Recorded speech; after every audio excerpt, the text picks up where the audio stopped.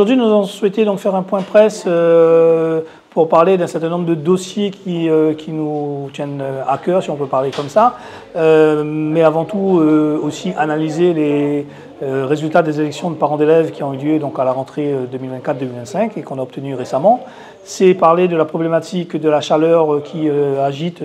on va dire le monde de l'éducation nationale et notamment les élèves qui ont manifesté. C'est à partir de ça tirer les conclusions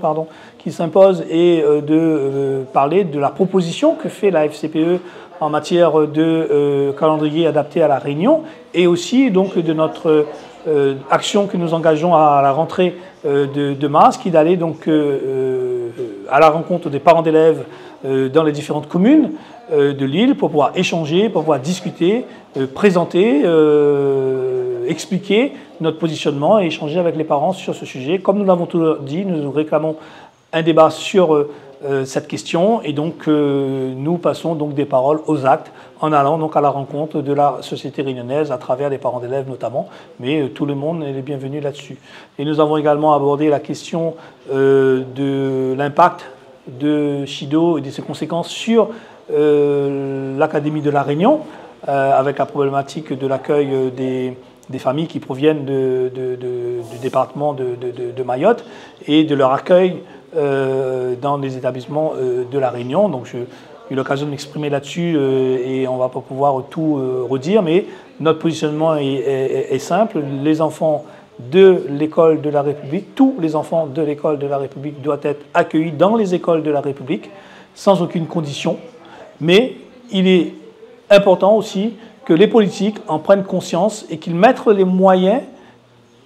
qu'ont évoqué notamment les élus de la Réunion, à savoir le manque de logement et le manque de places dans les classes. Donc il faut que l'État nous propose également un plan Réunion solidaire pour pouvoir accueillir dignement tous les élèves de la République et qu'ils puissent travailler dans de bonnes conditions à la Réunion et surtout aussi de prévoir le retour de ces enfants dans leur département parce qu'ils ne sont pas venus à la Réunion de gaieté de cœur, ils sont venus parce qu'ils sont forcés et contraints par ce qui s'est passé et la dégradation et la destruction d'un certain nombre d'établissements à Mayotte. Et donc on demande une anticipation, une prévision de ce qui pourrait arriver si rien n'est fait et si demain on devait faire face à un afflux de parents à la rentrée prochaine, on n'en parle pas, on n'a pas de discussion, on n'a pas d'information, on n'a pas d'anticipation et donc on alerte le rectorat, on alerte la population réunionnaise et les élus de la Réunion de ce qui pourrait arriver si rien n'est fait pour accueillir les élèves qui viennent d'ailleurs, quel que soit le territoire d'ailleurs, mais principalement, bien évidemment, qui viendraient de Mayotte. Et donc, il faut donner à l'Académie de la Réunion les moyens d'accueillir tout le monde et que ça profite aussi à nos enfants qui, parfois, sont dans des situations assez compliquées. L'actualité nous le démontre malheureusement chaque jour. Nous avons également évoqué la question des fermetures de classes, encore plus avec l'éventuelle arrivée de personnes. On a déjà à peu près 700, 800 élèves qui sont venus de Mayotte. Donc on ne comprend pas la décision de fermeture de classes à La Réunion alors qu'il y a des demandes d'inscription supplémentaires. Donc il y a peut-être quelque chose à revoir là aussi concernant ces fermetures de classes. Et pourquoi aujourd'hui on ne profite pas également qu'il y ait, selon les chiffres, une baisse de la démographie et donc une baisse d'élèves dans les classes, pour en profiter pour réduire le nombre d'élèves par classe. Il faut arrêter avec ces gestions comptables qui consiste à dire que bon voilà, il y a moins d'élèves, on ferme des classes. Non, il y a moins d'élèves, et ben on améliore les conditions des élèves qui sont là en réduisant le nombre d'élèves par classe. Nous avons abordé aussi la question rapidement du pass culture qui est gelé et qui pose problème dans les établissements scolaires pour les projets donc, culturels qui sont donc arrêtés et donc qui pénalisent aussi les enfants, mais qui les pénalisent aussi parce que le pass culture, ce n'est pas que pour les établissements, c'est aussi l'accès à la culture et les enfants donc, se sont appropriés ce pass et là aujourd'hui ils ne peuvent plus utiliser, en tout cas dans les conditions habituelles, le pass et donc là-dessus on espère et on demande que le pass culture soit remis en place le plus rapidement possible, que ça n'impacte pas plus que ça et pénalise nos enfants.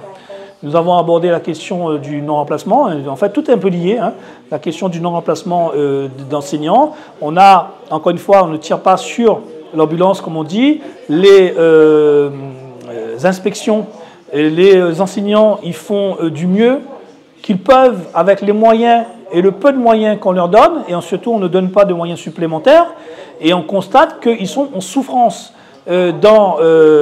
les conditions qui sont les leurs. Beaucoup, malheureusement, sont en arrêt maladie, donc ça dénote d'un certain malaise. Mais ça, je laisserai au soin au syndicat des enseignants d'en parler mieux que nous. Mais en tout état de cause, ça a des conséquences sur donc, des heures de cours perdues, des profs qui ne sont pas remplacés, et donc des élèves qui pâtissent et qui donc a une continuité pédagogique qui est en dents de scie. En tant que première fédération de parents d'élèves, donc on a débattu aujourd'hui, nous sommes conscients des difficultés de l'académie, mais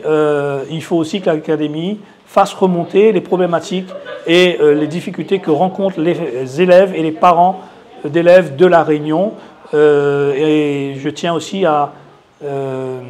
féliciter, quelque part en tout cas à encourager et les élèves pour leur résistance et leur intelligence dans cette situation que malgré une école par l'abandon mais en grande difficulté à La Réunion, nous avons des élèves qui sont courageux, qui vont en classe, qui travaillent dans des conditions difficiles, qui ont des résultats malgré tout. Alors certes pas suffisant parce qu'on aimerait qu'il y ait plus de résultats, mais en tout cas il y a des élèves qui réussissent et le souhait, et en tout cas le combat de la FCPE, c'est de faire en sorte que tous les élèves de l'Académie de La Réunion aient les mêmes chances de réussir. Et en ce sens, nous continuerons le combat pour ces élèves, pour les parents, et que nous invitons fortement à rejoindre nos rangs pour encore peser encore plus sur les décisions qui sont prises pour l'Académie de La Réunion.